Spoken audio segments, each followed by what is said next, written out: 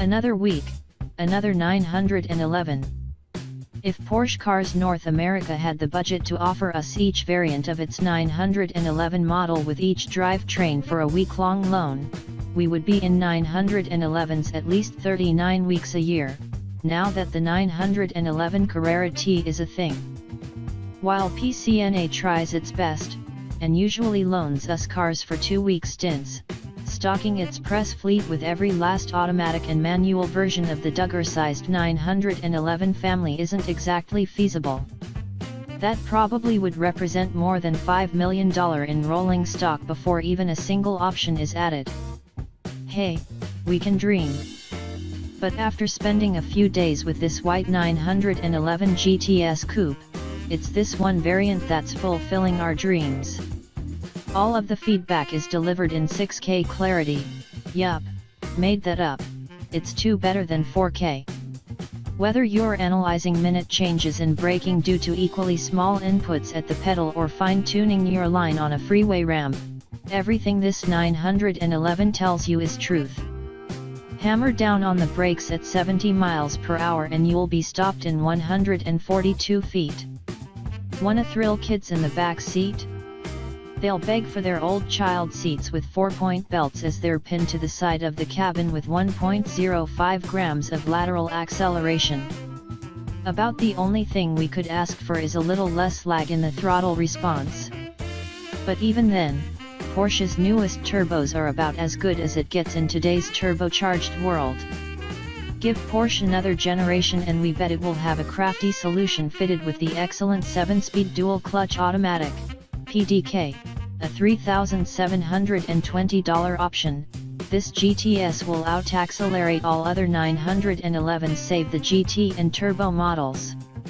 If shooting to 60 miles per hour in 3 seconds flat or embarrassing muscle cars with more than 50% more horsepower, such as the Dodge Challenger SRT Hellcat, with an 11.3-second quarter-mile pass at 125 miles per hour isn't your game, that's fine.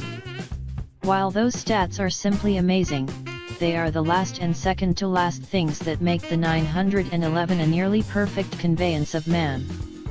Maybe we're getting soft, or worn down from championing the save the manual's cause against a steady erosion of self-shifting choices, but we can't scoff at PDK buyers as though they're missing much anymore.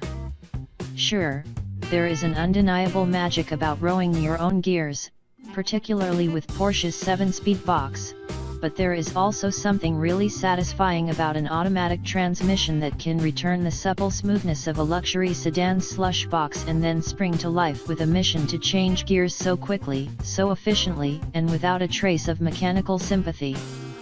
It can only be called focused, and we're talking focused like Daniel Day-Lewis on a movie set. We're not certain we would spend the cash on the automatic, but choosing the PDK is by no means a penalty. You know what else isn't a penalty? A short list of optional equipment. We have long said that options do not make the car. While there's a long list to choose from when ordering a 911, you don't need most of them and this white coupe is proof. Aside from the automatic transaxle, our test car was fitted with 4 other options.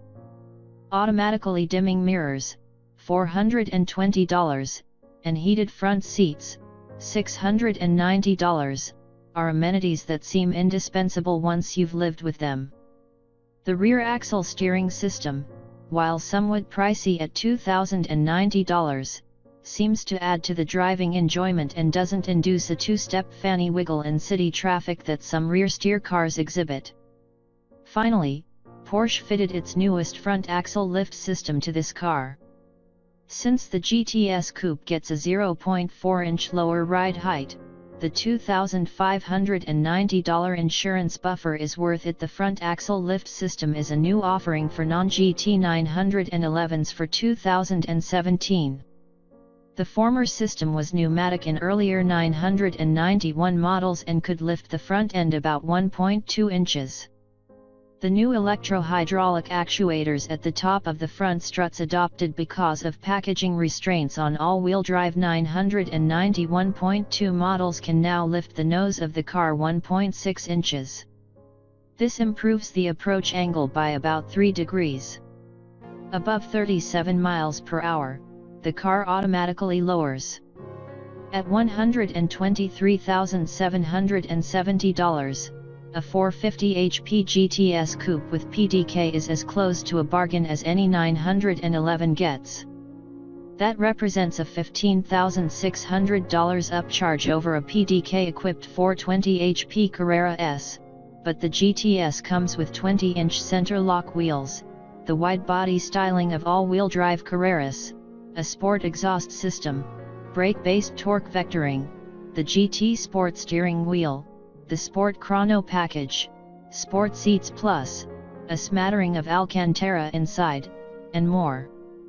Optioning a Carrera S to the GTS level of equipment nearly surpasses the GTS's base price.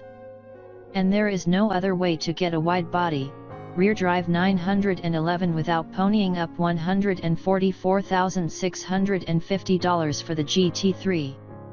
With an S-tested price of $129,560, it is hard to call this car a deal, but we promise it is a good value. It's such a nice thing to live with day in and day out that we almost forget there are umpteen other 911 variants available. Never mind those other 39 weeks, we would take this one for 39 years, confident we'll love it just as much in our twilight years as we do now.